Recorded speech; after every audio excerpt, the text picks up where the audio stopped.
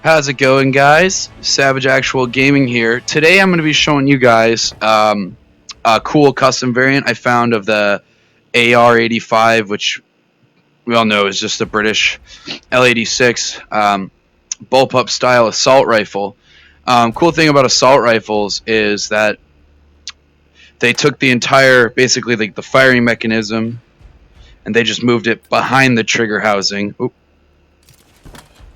And basically what that does is it allows you to have a full-length weapon without having to have the firing mechanism in front of the trigger, adding length to the weapon itself. And all the recoil system and everything is behind the shooter's forehand.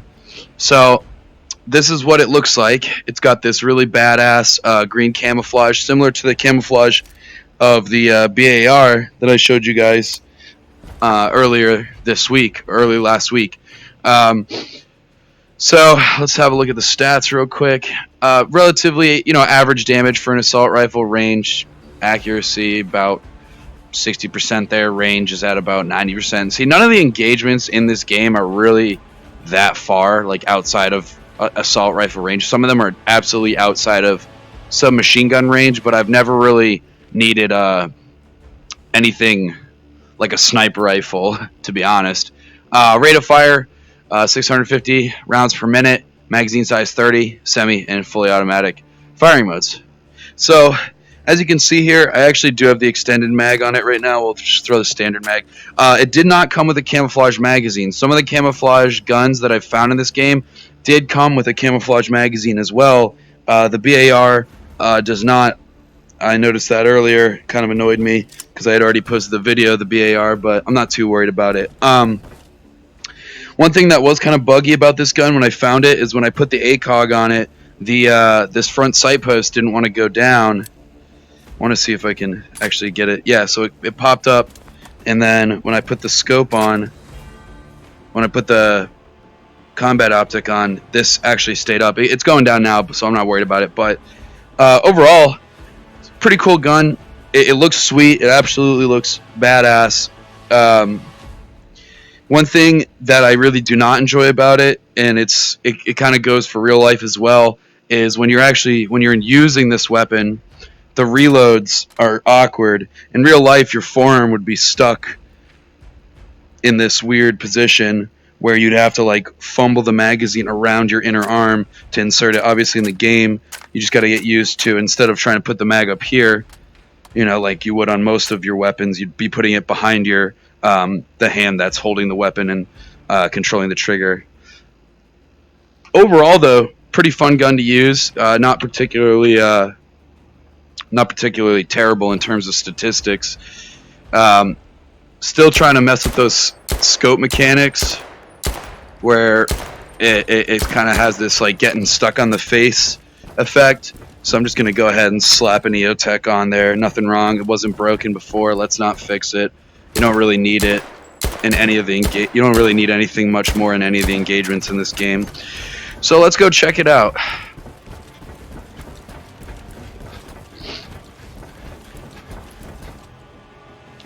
Again, like most of the guns that I found so far in this game, it's going to be in the Chicago Invasion campaign. This one's in Timber 1. Pretty easy level, besides that one part after the bridge. But hopefully it'll give us an opportunity to really showcase what this gun is capable of. Alright, again, with this debriefing thing. Alright, let's go. Plus, I like showing you guys the gun in combat, so you guys can get an idea for how well it performs.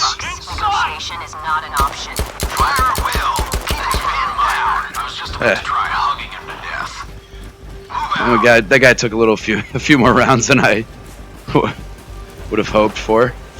Got these clowns. Like I said, I like running these guns in semi-auto. A little bit easier to control in semi-auto, and you really get the most out of your shots and shot placement.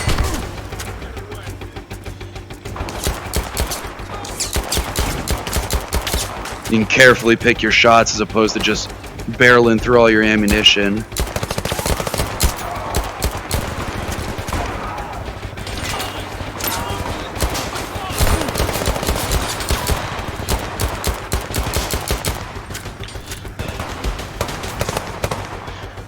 See what my teammates are gonna help me or not.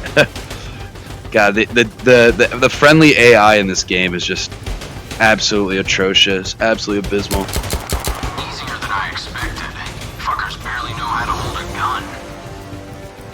Taloki rarely train soldiers, but they compensate that with their numbers. Well, that's kind of cool looking. Copy that. Kind of hard to see the sights though. Alright. So once you clear this first house, just like every other time we've beaten this mission together, we're going to go over to the bridge, get into a heyday of a gunfight. Let's see if I can actually get it in one try this time, because well, anyone who's watched my channel doesn't know yet how many times I go through this part and how many times I get really frustrated, hella frustrated at this part. We're going down! We need suppressing fire! Oh yeah, another thing I noticed earlier when I was grabbing this gun to record this video was the sight to muzzle relationship. The sights are a lot higher than the muzzle itself, so you'll think you have a good aim right there, and then you're like, oh man, why am I not hitting those guys? But as you can see here, I'm hitting the car right in front of me. It's just something to remain conscious of, so if you are shooting over some height of questionable, or shooting over some cover of questionable height, don't be afraid to cant your gun a little bit to get it get your muzzle up and over that car, because in real life you'd be throwing shots all over the place and you don't want to be doing that.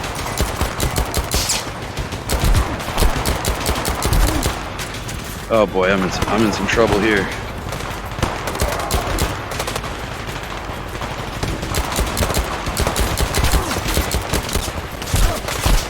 Ooh, good God. Oh my goodness. See, broken spawning.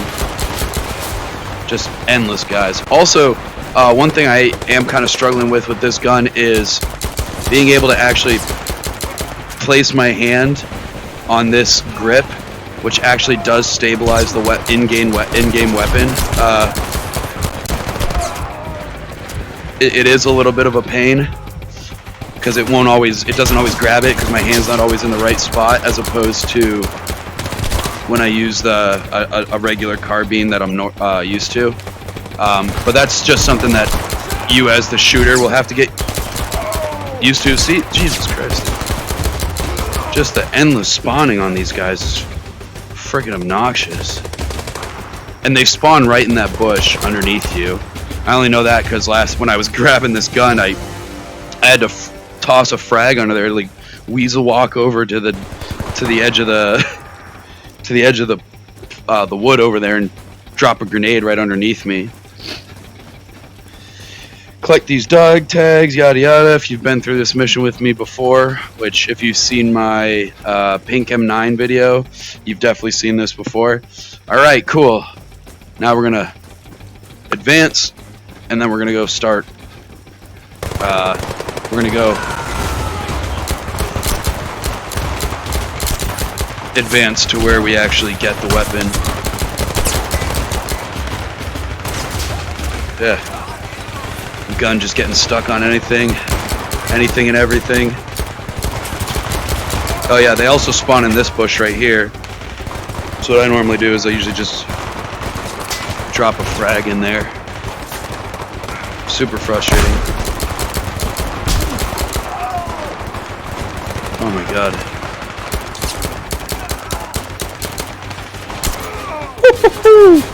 Took his head right off. Just absolutely clowning these fools. Oh look, my teammates are finally coming up to help me.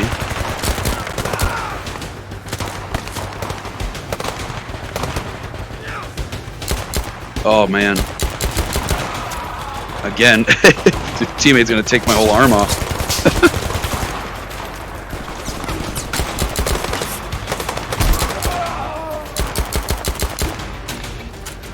Alright. Alright, so once you get up to the building in question, you're going to pass this downed Chinook over here. You're going to find this red dumpster. And right behind the dumpster is your custom skinned L80, or I don't even know what they call it, R85, but we all know it's like the L86 in real life. From COD, the Enfield. Super badass gun. Lots of fun to shoot. It had that cool optic in COD Black Ops, the original, where you put the ACOG on it, and it kind of had that dope little post, which I always really thought was really cool. And then if any of you are Battlefield 2 veterans for PC, it also had a really dope ACOG scope on there. Which is why I initially had the ACOG on it, because I was going to try and run it, but the whole thing with this gun just getting stuck on my face constantly. I actually don't like this gun too much, to be honest, in this game. My overall review of the L86 or R85, whatever they decide to call it in this game, is that it's really not that good of a gun. It does get stuck on anything and everything, super annoying, and like finding that foregrip is a real pain in the butt. This is fresh water. Probably worth more than my house. All right. How the hell did they get this much of it? Well, that's pretty much it, guys. There you have it. That's where you find the custom skinned Enfield rifle. You guys could see that the performance wasn't too bad. I mean, the getting stuck on the face and like struggling to find the sights is something that you just got to get used to. And finding this foregrip, because a lot of times I was gripping underneath or gripping in front or something, and I thought I was stable, and then I got up, my sights were all like wild. But hope you guys enjoyed the video. As always, like and subscribe.